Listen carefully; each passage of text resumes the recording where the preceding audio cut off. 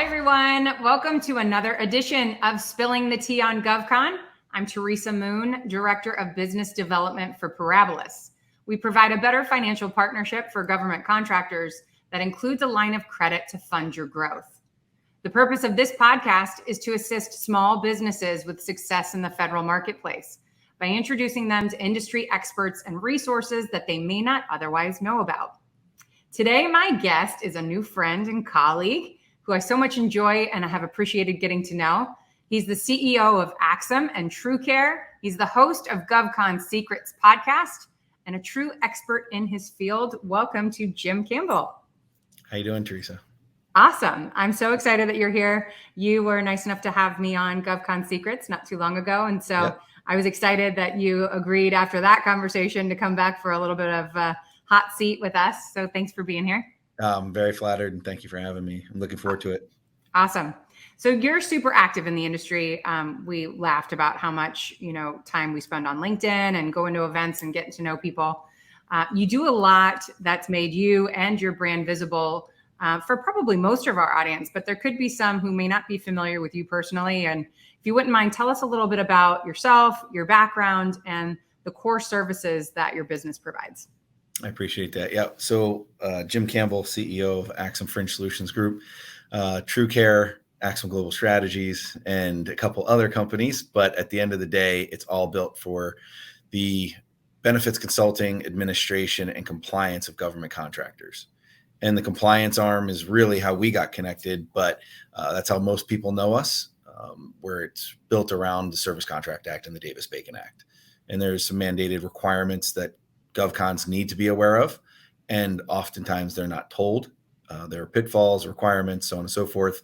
And we've now built the systems out to safeguard them and integrate with the other systems that they've already used and know how, or spent money on and know how to use. This is a subject that all business owners are concerned with. And it isn't just the compliance side of things, right? Being competitive in the workforce today requires offering attractive benefits to your employees. And so with that, you're focused so much on cost and compliance and attracting and then retaining those employees that you need to perform at the highest level for the contract awards that you're winning. So there's so much that goes into your industry in and of itself. And, human resources is intertwined with the benefits side of things as well. A lot of people aren't aware of it. And I think just bringing awareness to it and how there's so much more to just the cost of it. People talk about, the increase in insurance rates and all that kind of stuff. Personally and professionally, we see it across the board. But we are encouraging of our network to connect with outside resources that can help them, not only from an educational perspective, but from a product perspective. So, we talked a little bit about what you guys actually provide. How'd you end up getting into this industry? Funny story. So I was an infantry Marine and didn't have any college education. I didn't have a degree, didn't, have anywhere to go. And while I was getting back on my feet after some injuries, a gentleman said one of the healthcare carriers had a position open and they were looking for, people that could do math, essentially is what it was. I applied and got the job and I was all of a sudden in healthcare. It was just one of those weird things. But being in the Metro DC area, was surrounded by brokers, benefits brokers that kept asking about these Service Contract Act or these fringe rates. And this is all the way back in 2005 rather. And I was just mystified by it because it's like, why can't anybody answer these questions? Right. So I then became a benefits consultant, a benefits broker, and I went headlong into that's going to be my population I focus on. So I learned a lot about it. And then I went to a program to learn how to become a government contractor. So I enrolled in the Veterans Institute of Procurement, and a great program to teach you how you bid, how you go after contracts. And there was the smallest section of that entire course was benefits. And I was like, there's something wrong here. So I actually offered to instruct the course because it was just washed over, right? From my seat, because I had got to see so many companies fall victim to not knowing about these requirements.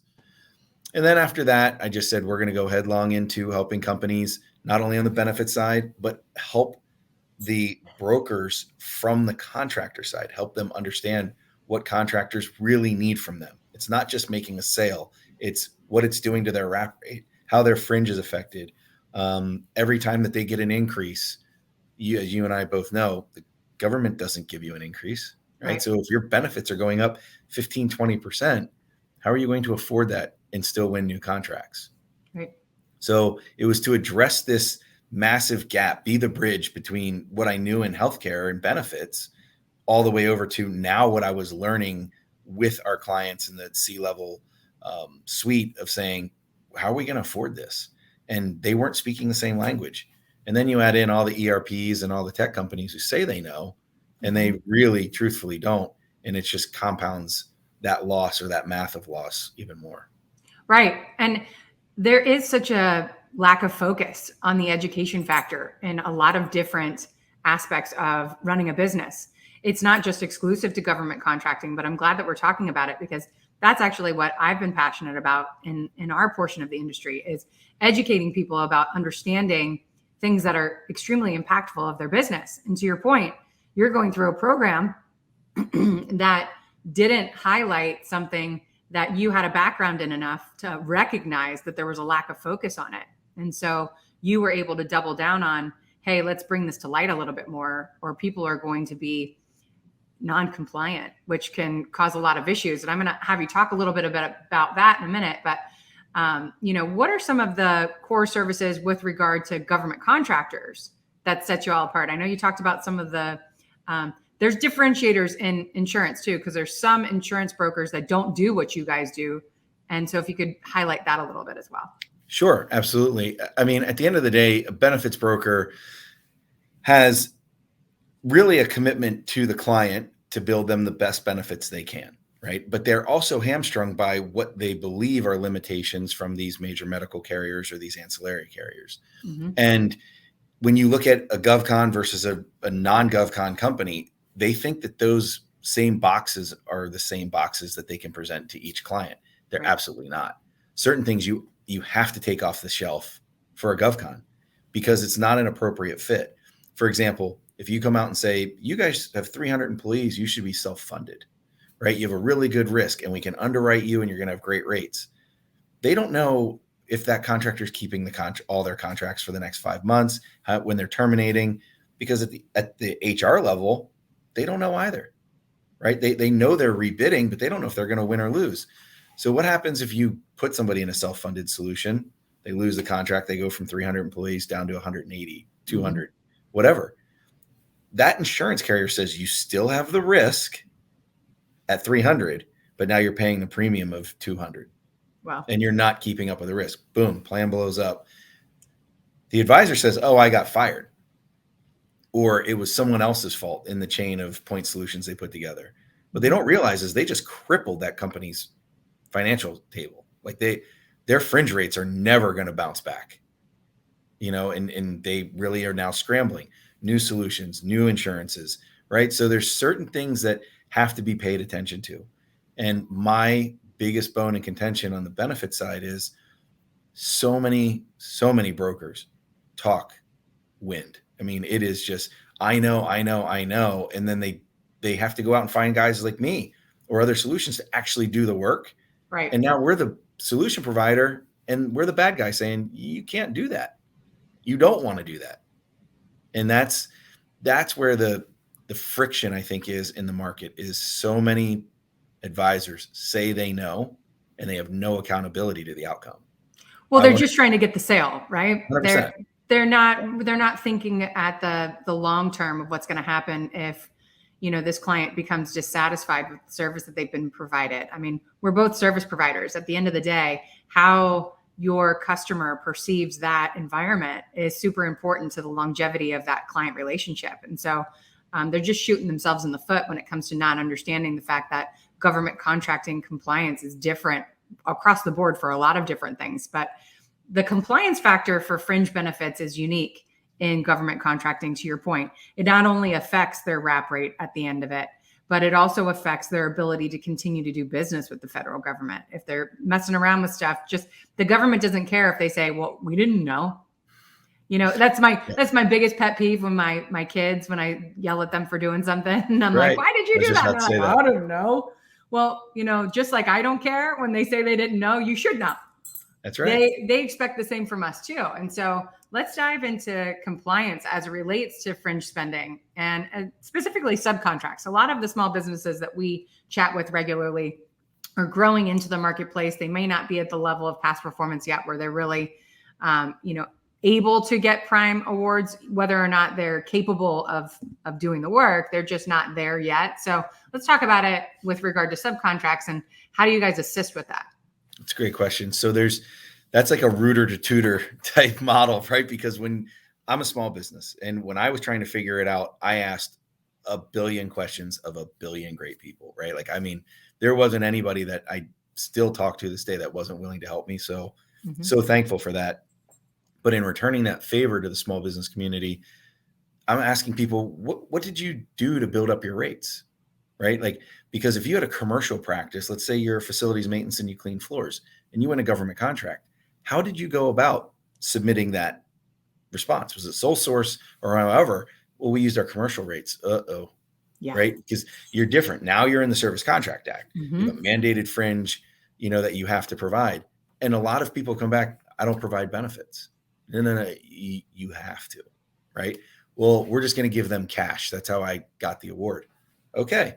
Then let's say like the taxes and all of the excess costs to your workers' comp. Did you know that you're taking that on from overhead and you can't roll that into in there?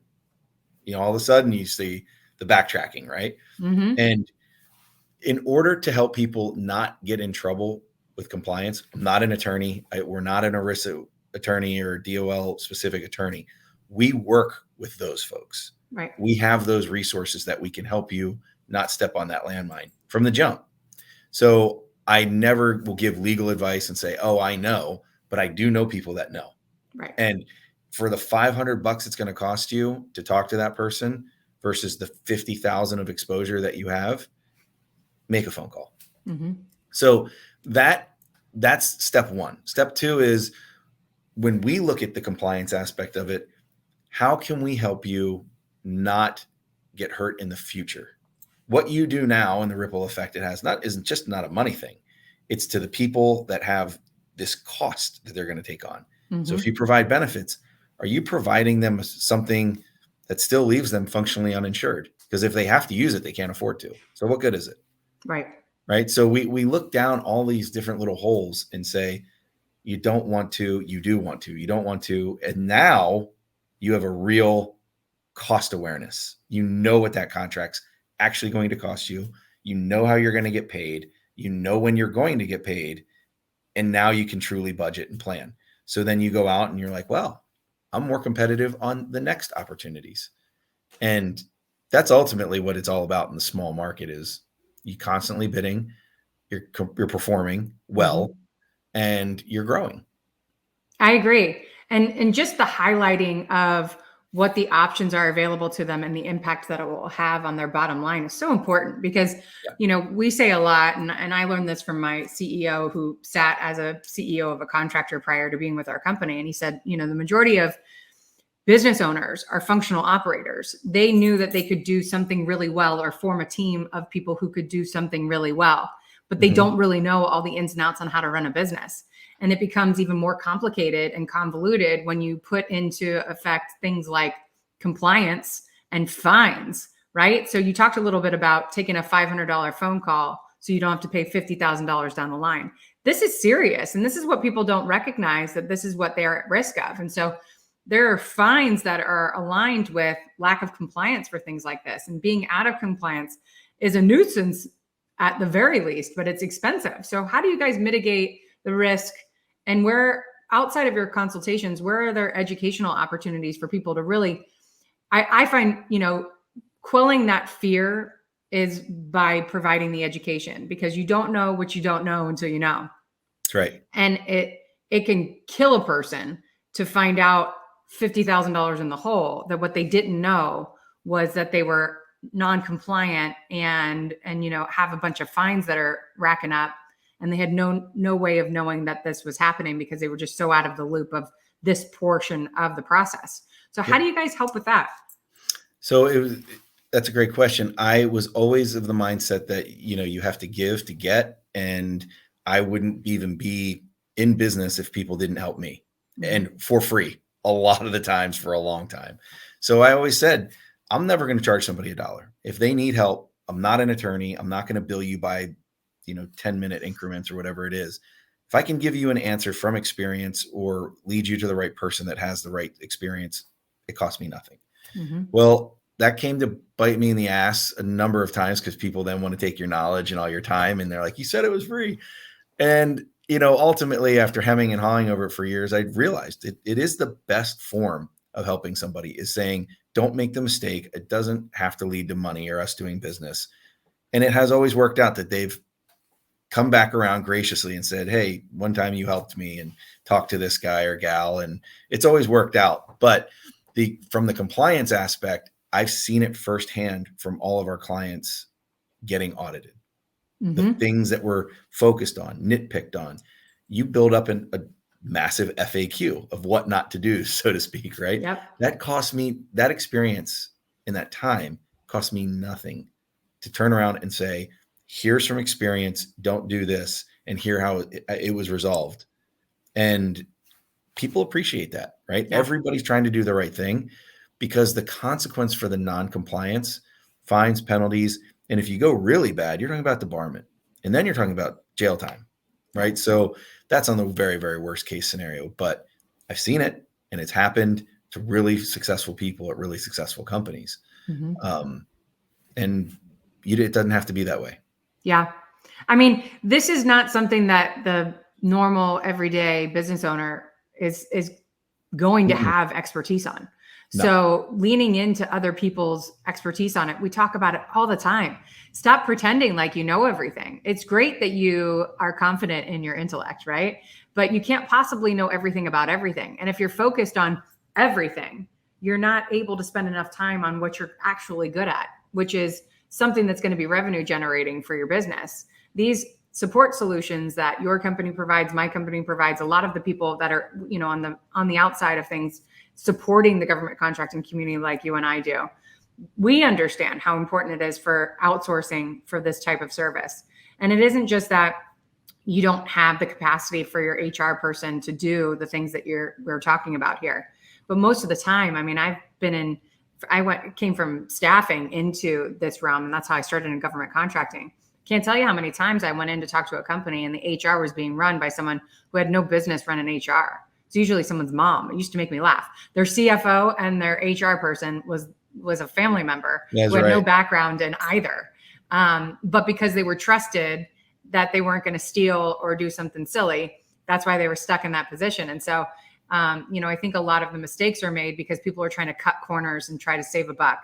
And to your point, again, what's it going to cost you in the long run if you try to cut a corner that ends up costing you, fines and potentially your livelihood because you did something that you had no idea was going to result in an audit that was going to go sour, that was going to kick you out of the industry altogether.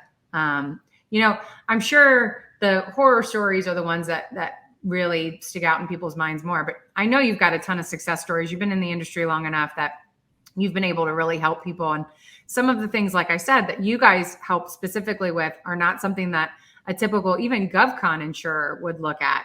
There's a lot of business insurance companies, but there's not a lot of focus on, for instance, the Bacon Act. A lot of people might not even know what that means and how that applies to them. So what's a success story that, may have happened recently that a small business that's listening can really sink their teeth into?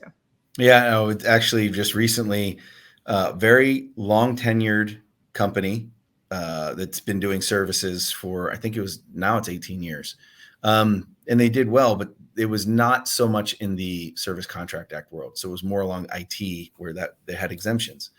Well, they've now got 4 contracts that have SCA, and a previous relationship walked them into a self-funded solution without a trust. And they were just saying, well, we're going to pay cash in lieu, and we've got a couple people that need it. Well, their rates for their benefits are astronomical. They're abhorrent, right? And the broker literally threw their hands up and said, we can't help you anymore because we're not making enough money. Wow. And we went back in and said, you're not compliant. One, two, you don't even have the right people in the benefits plans. Like you've let these people be out of the plan, but that's not compliant under this. Mm-hmm. Within 2 weeks, you're able to get the company back into compliance, have all the communication and education back to their employees. Awesome. You take them to the carriers, their rates go down 39% from what they were paying, and they have better plans. The employees have less out-of-pocket expense. And the CFO, chairman's actually the one that brought me into the company, but the CFO and the CEO look at me across the table and say, how did you do this? Mm-hmm. I didn't do anything. The other people that you trusted because they're golfing buddies just didn't know what the hell they were doing. So for the last 5+ years, you've thrown good money on top of bad, and you just burnt it all. Wow. You know? And it's not like the margins are good enough for a small business that they're going to be able to recoup that money that's been lost off of just bad consultation from a company that probably didn't know better either, or just had the wrong people in place too. It's a combination of all of the above, right? The payroll person that they trusted, the benefits person they trusted, saw the company go from 130 a couple of years ago to 210. Now they're like 285, and they just got another award. Ironically, their first prime, even at that size, they just got their first prime. Mm-hmm. So now they're really going to jump up. All they saw was that their comp checks every month were bigger because that company kept growing. What they didn't realize is they were left so much money on the table for themselves by not knowing what they were doing, that if they would have called us, that broker still would be in place. The client wouldn't have been out millions, multiple millions, and the client, their employees would be in much better financial situations from not having these terrible benefit plans. That's crazy. I mean, it's great that you guys had the personal connection too. And we talk about this being a small community. It's a huge industry, but we all know each other. And if we don't, it's like, that couple degrees of separation from each of us. And so somebody knows somebody who knows somebody. And that's that rule of thumb that when somebody's dissatisfied with a service, they tell every single person they know. Yep. So it's a quick way to ruin your ability to do work in a certain circle if you do wrong by one person, because you better bet your bottom dollar that they're going to be telling everyone that they know. That's 100% right. What happened, and good on you that you were able to step in and make it right, because then they're going to share with people what you did for them outside of just the, situating of their benefits, and that you stepped up and really made it more transparent. I think transparency is huge in your industry, in my industry, from a service provider, period. The more that business owner knows of what the transactional part of the relationship is and what they're paying and why they're paying it and how that differentiates from other services in the same realm is so important. And we see it way too often that people just don't know enough. And so they trust people without reason to. And it's a hard lesson to learn. And so it's good that you've got the experience behind you that you can relay that to your team too, so they can be more empathetic too. I know that's how I've learned. I mean, I've never been a government contractor before. I've worked for contractors. So I understand from an employee of it how to set up support so that the longevity of our ability to do our work is set up well. But the business owner themselves not only have their own livelihood to keep in mind, but they're responsible, if they're a conscientious and empathetic employer, they're conscious of doing right by their employees too. And that's a lot of pressure. And one thing going wrong can set your professional life, can ruin your personal life too. Yeah. Well, look, at the end of the day, contracting is cumbersome in a lot of respects too, because the government could get fed up with one contractor, pull them off a contract, and tell one of the partner companies, hey, you're taking on these 50, 30, 50, 150 employees in 4 days. Yeah. Well, if you're a small company and you did a great job, you've earned that right. But those transitional things are, how hard it is lending money for something like that. Oh, yeah. And we see it all the time, because that burden, to your point earlier, is put back on a cousin, a friend, your first employee that's doing 9 jobs now. Mm-hmm. What got you here won't get you there, though. And now that the employer has all these things going on, they've trusted people that probably weren't ready for this growth or able to even handle it. So If you just reach out and ask a question, we provide a ton of free contact on LinkedIn. I mean, I absolutely try to get 3 pieces of content free out every single week. And I'm not selling anything here. What I'm literally saying is, don't do this to yourself. It's heart-wrenching to watch. And some of these people have become friends, and I've watched them lose their companies. Yeah. And it's brutal. It's absolutely brutal, because, as a small business owner, you go through every single emotion with loneliness attached to it, right? And then you build this company and you make one error, mistake, or whatever, and it's gone in an instant. Yeah. So, no, I mean, and your ability to relate to it, I think is helpful, and being able to share information that might not lead to a new client for you, but it might lead to them not making a mistake that they don't have to. And that's huge. I think, there's enough business out there for all of us. We don't need to try to get it in a shady kind of way. And you always are really gracious with being a part of the community from a thought leader perspective, and an expert in your industry. And you do a lot with gathering other resources and service providers and government contractors together. You do an event every year, and I'm looking forward to, putting myself out there to be a part of it for 2024. Why don't you tell us a little bit about your conference and how people can keep a lookout and get involved? Absolutely. Appreciate it. So we put on our first ever conference called Maximize. And what we did was bring together solution providers, benefits brokers, and contractors all under the same house. And what the education track was for every group to understand the other group, built on the needs of what contractors absolutely are asking about. And having the various contractors and service providers in one room to hear, no sales pitches, this is what we want from CFOs, from HR folks, opened up a lot of conversations with us, right? Like, hey, we're XYZ payroll company and we have 10,000 government contractors. We knew none of that. Yeah. They didn't listen. Or you get the service providers, or you get attorneys who have accounting firms, great services with a ton of knowledge for the industry, come down and do a couple presentations, and you just see contractors' eyes like, I would have paid $5,000 for that. Yeah. Right. So I built this conference to be free for small to mid-size GovCons. Now, obviously that's really expensive, right? Yeah. So, but what we got in return was not only government contractors saying, thank you, and we want to do it again. We had a ton of brokers and service providers reach out and say, thank you, because we didn't know what you actually do every day. We didn't know the levels of this stuff.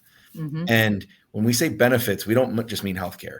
It's health all the way down through retirement, the disability planning. They didn't understand some of the confines and contracts, termination requirements, the trust requirements. So when they get to hear, all parties get to hear these things, it's now putting everybody on the same sheet of music and really not selling, but providing the resources that these contractors absolutely need. Right. And making connections for the solutions providers as well, right? Some 100%. Of us link up better than others together. And if we find other resources that we can share with our client base and our prospective client base, we're just providing better client experience for everyone across the board, right? If we all linked arms and just, saw beyond the tip of our own noses, we could make the world a better place, right? Yeah. Yeah.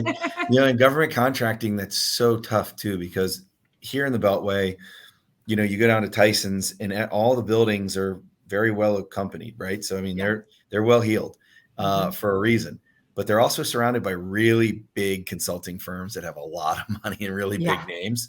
Yep. So it is a target rich environment for people to kind of, attack and be predators in and sell way too much versus service. And the GovCon community has gotten a little bit of a callous towards that. I think they're like sick of being sold. So they're now just going back to trusted resources and saying, help us. Like, who would you work with, as opposed to just letting every salesperson in the room and doing a pitch. Absolutely. And so, I think that's why I wanted to have you on. You're a trusted resource to me, and I want people to have the opportunity to hear from you what you guys do and how you can help. And I hope that people will start to engage with your LinkedIn educational offerings, check out your website, and of course, look towards Maximize in 2024 so they can come and take part in it. And I think it'll be a great event, and I'm super looking forward to it. And I'm looking forward to seeing you in person sometime soon. Yeah, I think we have. I think we're sponsoring a couple of events out there to, just here in the Metro DC area. So again, everything's posted on LinkedIn. We have GovCon Secrets, the podcast. We've got great hosts or great guests, and actually co-host. We've had you on, and people are giving us really good feedback. They're actually saying they're learning a lot. So I'm happy with that. That's what it's all about. Exactly. That's what makes us get up and do what we do every day. So thank you again for your time and your expertise and sharing with our group. I really appreciate it. And I hope you'll come back again soon. Can't wait. Thanks so much. Awesome. Well, I appreciate everyone sharing their time with us today. We do pride ourselves on sharing the most insightful and exciting people and information to help you better navigate your GovCon journey. If you like what you heard today, you can see all of our past podcasts, which are archived on our YouTube channel by the same name. Stay tuned for all of our future guests in the coming months as we help you close out the year strong. I'm Teresa Moon, and this is Spilling the Tea on GovCon. Have a great day. Thank you.